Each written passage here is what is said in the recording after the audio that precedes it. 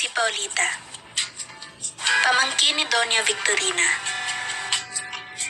Mayaman, maganda, talagang kahali-halina.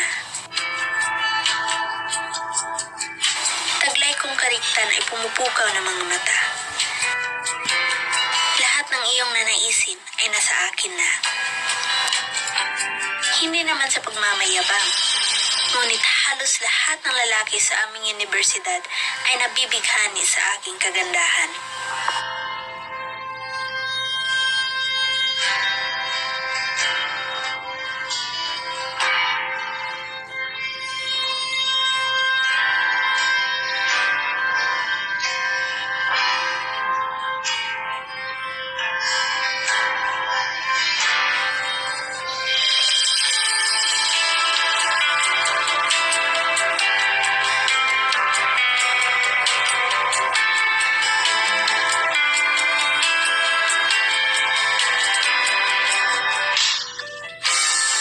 Ngunit sa dami-dami ng iba, laman ng puso ko'y nag-iisa.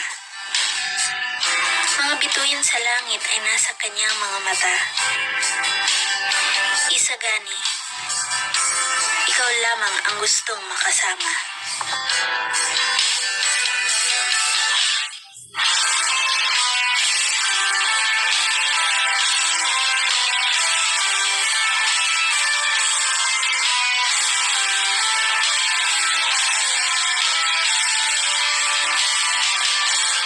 May isa nga lang na problema.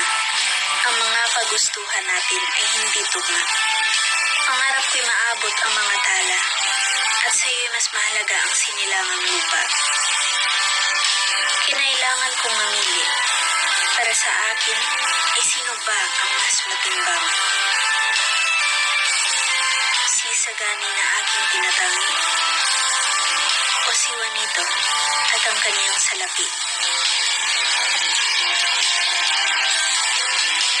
At sa uli, sila ang nagsasabi, ako ay tutungo sa altar, kaharap ay hindi ikaw.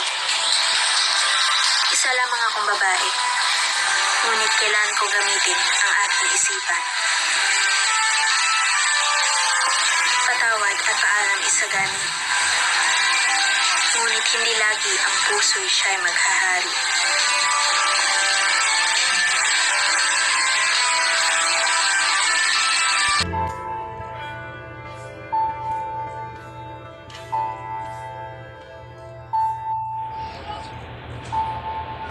Isagani, bakit pinag-iinitan kayo ng Guardia Civil? Baka madakip ka at makulong, katulad ng Basilio. Kaya umuwi ka na. Marahil, mas magiging masalimuot ang mga susunod na araw, Isagani. Aking buhay. Kailangan kong sundin ang tiya. Uuwi na kami sa Maynila. Nais ko ipakasal sa iba. Yun ang dapat kong gawin, Isagani. Yun ang nararapat na para sa akin. Ayokong matulad sa iba. Sa isang babaeng pinag-uusapan mo. Sa isang tinatawag na Maria mo. Kung sinunod niya lamang ang kanyang ama at ina, sana ay buhay pa siya ngayon. May mga anak na at namumuhay ng mariwasa. Dito, sa San Diego. Yun ang buhay na nais ko sa gawin. Yun ang mga pangarap simula nung bata pa ako.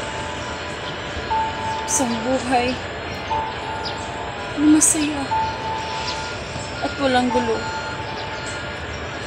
Ngunit sa buhay na tinatahak mo, ang buhay, hindi mangyayari yun. Kaya nais ko lamang na magpaalam at humingi ng tawad. Aking buhay. Paalam.